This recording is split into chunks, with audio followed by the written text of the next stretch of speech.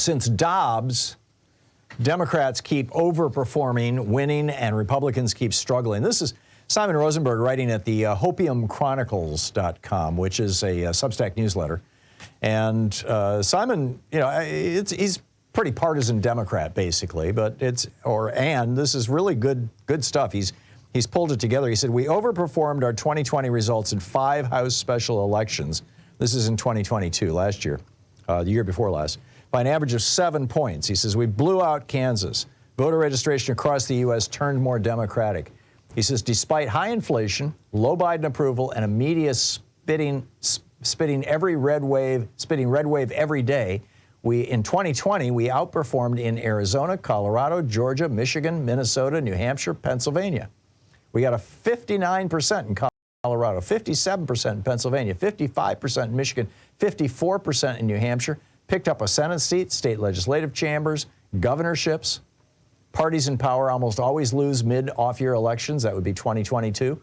Not this time. We gained ground all across the country. We took away a Wisconsin Supreme Court seat with 56% of the vote. We took away Colorado Springs and Jacksonville, 2 of the largest Republican-held cities in the country. We took away the 6-week abortion ban in Ohio, getting 57% of the vote there in 2 elections. This is all from Simon Rosenberg's Hopium Chronicles. We took away the Virginia House and ended the fantasy that the 15-week abortion could somehow give them an escape hatch from ending Roe. Governor Beshear grew his margin in Kentucky. We gained seats in the New Jersey legislature. We won city council races, and school boards across the country. And now this dynamic is showing up for 2024. We took away a critical state house in Florida last month, HD 35, Tom Keene. We took away New York 3 night before last, turning an 8-point loss into an 8-point win. Joe Biden has had a higher margin of victory in New Hampshire than Trump, and Biden was a write-in candidate. He got more votes than Trump in Nevada. Our party committees, the Democratic Party committees and candidates are outraising Republicans across the United States as they did in 2022. He goes on to say dozens of prominent Republican leaders in the states have been indicted for trying to overturn the 2020 election, while many more are under investigation. Republican Party chairs in Arizona and Florida just resigned because of epic scandals. They tossed their speaker.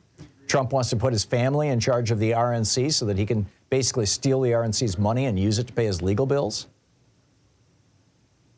And then this is just a great summary. This is, basically the message that Democrats will be promoting going into this election. You're not going to start hearing it in a big way until after the end of the summer, but this one paragraph just really nails this. And, this should be turned into a little clip and go viral. He says, additionally, there are at least 7 things voters will come to learn about Trump that they didn't know in 2020 when he lost. He raped E. Jean Carroll at a department store dressing room. He and his family committed one of the largest financial frauds in American history. He led an insurrection against the United States, tried to end American democracy for all time, and has promised to finish the job if he gains the White House again. He stole America's secrets, lied to the FBI about it, and then shared those secrets with others. He and his family have corruptly taken more money from foreign governments while in and running for office than any family in American history. More than any other person in America, Trump is responsible for ending Roe v. Wade and taking away the rights and freedoms of more than half the population. He has committed to side with Putin and the Western alliance. And you want to vote for this guy? Seriously?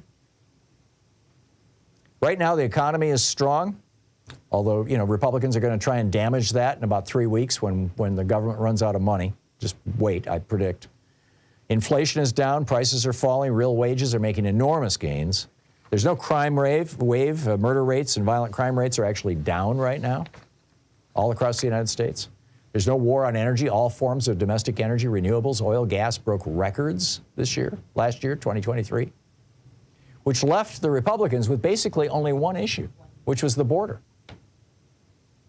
And then they blew that one too.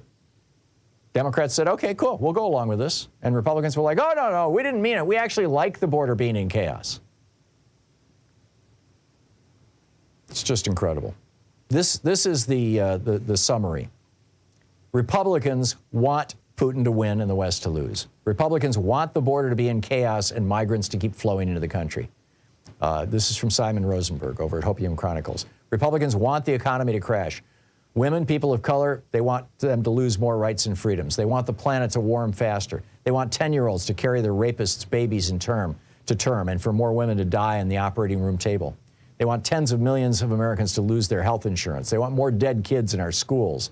They want verified rapists in positions of authority. They want a restoration of pre-civil rights era white supremacy. They want big tax cuts for their donors, higher deficits and less for everyone else. They want books banned in the U.S. across the U.S. They want seniors to pay more for insulin and prescription drugs. They want foreign governments to pollute our daily discourse and harass our citizens. They want teenagers to work night shifts in meatpacking plants and not go to school. They want the minimum wage to stay at $7.25. They want mass insurrectionists to get pardoned. They want to end American democracy for all time. Brilliant, brilliant piece over at hopiumchronicles.com by Simon Rosenberg. We'll be right back.